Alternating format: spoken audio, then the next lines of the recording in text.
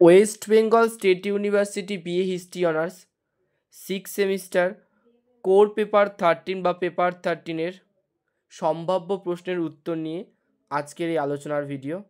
আজকে যে সম্ভাব্য প্রশ্নটির উত্তর তোমাদের সামনে তুলে ধরব তা হলো হিন্দু কোড বিল ভারতে নারীদের অবস্থার উন্নয়নে কতখানি সফল হয়েছিল। দেখে নেওয়া যাক এই সম্ভাব্য প্রশ্নের উত্তরটি। হিন্দু কোড বিল ভারতে নারীদের অবস্থার উন্নয়নে কতখানি সফল হয়েছিল।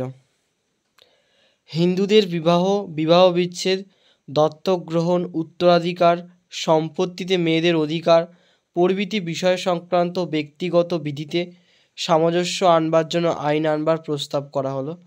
1941 সাল থেকে এ বিষয় নিয়ে ভারতীয় আইন প্রণেতাদের মধ্যে আলাপ আলোচনা চলে আসছিল।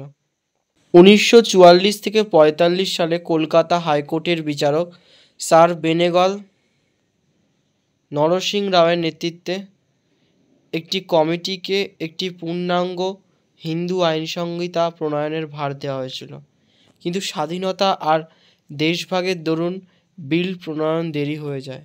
অতঃপর স্বাধীনতার ঠিক পরেই আইনমন্ত্রী আম্বেদকরের নেতৃত্বে হিন্দু কোড বিলের খসড়া করার জন্য একটি সিলেক্ট কমিটি তৈরি করে। অবশেষে 1948 সালের আগস্ট মাসে সেই বিল অর্থাৎ হিন্দু কোড বিল সরকারের কাছে জমা পড়ে। হিন্দু কোড বিলটি ছিল সর্বাত্মক ব্যক্তিগত বিধি সংক্রান্ত যাবতীয় দিক তা বিবেচনা করেছিল, বিশেষ করে দত্তক গ্রহণ আর সম্পত্তির উত্তরাধিকারের ব্যাপারে তা হিন্দু নারীদের বৃহত্তর অধিকার দিয়েছিল। আর ঠিক এইখানেই তা যেন ভীমরুলের চাকে ঢিল মারল। মধু কিশোর এই প্রয়াসটির সমালোচনা করে বলেছেন, এর মধ্যে ওপর থেকে রাষ্ট্রের সাহায্যে সামাজিক সংস্কার আনতে চাওয়ার ঔপনিবেশিক আধুনিক মনোগঠনের পরিচয় ফুটে ওঠে। কারণ এই বিল চালু হলে যথার্থ কোনো যৌক্তিকতা ছাড়াই আইনি ব্যবস্থাটা অনড় ও সর্বজনীন একটা রূপ পেয়ে যেত। হিন্দু কোড বিলে সহবাস সম্মতি ও বিবাহের বয়স বাড়ানো হলো, এক বিবাহকে অনুমোদন করা হলো, মেয়েদের বিবাহ বিচ্ছেদের খোরপোশ ও উত্তরাধিকারের অধিকার দেওয়া হলো, যৌতুককে স্ত্রীধন বা মেয়েদের সম্পত্তি বলে গণ্য করা হলো।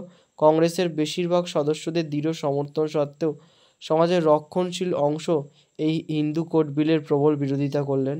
কংগ্রেসের কয়েকজন প্রবীণ নেতা, যাদের মধ্যে স্বয়ং রাষ্ট্রপতি রাজেন্দ্র প্রসাদও ছিলেন, দ্বিধান্বিত হয়ে পড়লেন, ফলে বিলটি মুলতবি হয়ে গেল। আম্বেদকরের তৈরি করা বিলটির খসড়াটি সংসদের ভিতরে ও বাইরে রক্ষণশীল হিন্দুদের এমন তীব্র বিক্ষোভের মুখে পড়ল যে কংগ্রেস পার্টি ভেঙে যাওয়ার উপক্রম হলো। এই খসড়ায় পৈতৃক সম্পত্তির ওপর হিন্দু নারীদের সমান অধিকার দেওয়ার প্রস্তাব করা হয়েছিল। 1951 সালে যখন সংসদে এ নিয়ে বিতর্ক শুরু হলো, তখন আলোচনার জন্য 25টা সরকারি সংশোধনী আর 300-রও বেশি বেসরকারি সংশোধনী জমা পড়ল। শুরু হলো এক তিক্ত বিতর্ক, যার একদিকে ছিলেন নেহেরু আর আম্বেদকর প্রমুখ আধুনিকপন্থীরা, অন্যদিকে সেই সব লোক যারা হিন্দু যৌথ পরিবারকে অন্য সব কিছুর চেয়ে বেশি মূল্য দিতেন। অচিরেই বোঝা গেল বিলটা আর পাশ হবে না। প্রধানমন্ত্রী নেহেরু তখন সেটাকে মুলতবি করে দিল, তবে তিনি ওটিকে সাময়িক ব্যবস্থা বলে ঘোষণা করলেন। 1951 থেকে 1952 নির্বাচনের পর হিন্দু কোড বিলটাকে 4 ভাগে ভাগ করে আলাদা করে পাশ করা হলো। 1955 সালে পাশ হলো হিন্দু বিবাহ আইন, 1956 সালে হিন্দু উত্তরাধিকার আইন, হিন্দু সংখ্যালঘু ও অভিভাবকত্ব আইন এবং হিন্দু দত্তক গ্রহণ আইন, সবকটি পাশ হলো। এইসব আইনেই নারী অধিকারের ব্যাপারটাকে এত জোরালো করে তোলা হলো যে মধু কিশোর এইগুলোকে মেয়েদের প্রতি এক ধরনের জোচ্চুরি বলে অভিহিত করেছেন। হিন্দু বিবাহ আইন 1955 সালে ভারতীয় সংসদের আইন দ্বারা গঠিত হয়। এই আইন জম্মু কাশ্মীর ছাড়া ভারতের অন্য সব জায়গাতেই প্রযোজ্য। হিন্দুরা এই আইনের আওতায় পরে এমন কোনো স্থানে বসবাস করেন, তাহলে তিনি বাইরে থেকে এলেও এই আইন তার প্রতি প্রযোজ্য হবে। অহিন্দু অর্থাৎ খ্রিস্টান, মুসলমান, ইহুদি, পার্সিদের প্রতি আইন প্রযোজ্য নয়। হিন্দু ও অহিন্দুদের মধ্যে বিবাহ একমাত্র সম্ভবপর স্পেশাল ম্যারেজের সাহায্যে। 1954 সালের বিশেষ বিবাহ আইন, স্পেশাল ম্যারেজ অ্যাক্ট, যার সাহায্যে ভিন্ন ধর্মের ছেলে ও মেয়ে 21 বছর হলে ধর্মান্তরিত না হয়েও বিবাহ বন্ধনে আবদ্ধ হতে পারে। হিন্দু কোড বিল হিন্দু নারীদের আইনি অধিকার দেওয়াটা যথেষ্ট না হলেও বেশ বড় এক পদক্ষেপ ছিল। তার প্রমাণ হচ্ছে সরকার যখন অন্যান্য ধর্ম সম্প্রদায়কে এই আইনি অধিকার দিতে চাইলো তখন প্রচণ্ড বিরোধিতার সম্মুখীন হলো। শাহবানু মামলা এর এক সুন্দর উদাহরণ।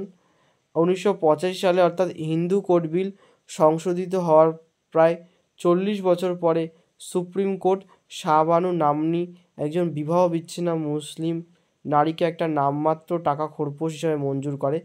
তাতেই রক্ষণশীল মুসলিমদের মধ্যে বিরাট শোরগোল পড়ে গেল। রাজীব গান্ধী সরকারের ওপর চাপ দেওয়া হলো এবং সরকার শেষ চাপের কাছে নতি স্বীকার করে সংসদে একটা নতুন বিল এনে সুপ্রিম কোর্টের ওই রায়কে নাকচ করে দিল। এই কাপুরুষতার জন্য সরকারকে দোষ দেওয়া সহজ এবং উচিত বটে, কিন্তু মনে রাখতে হবে যে বিরোধীরা যখন লাখ লাখ লোককে রাস্তায় নামাতে পেরেছিল তখন শাহবানু সমর্থকদের সংখ্যা ছিল মাত্র কয়েকশো। এই জন্য মুসলিমদের তুলনায় হিন্দুদের মধ্যে সামাজিক সংস্কারের প্রক্রিয়া অনেক দূর এগিয়ে গিয়েছিল।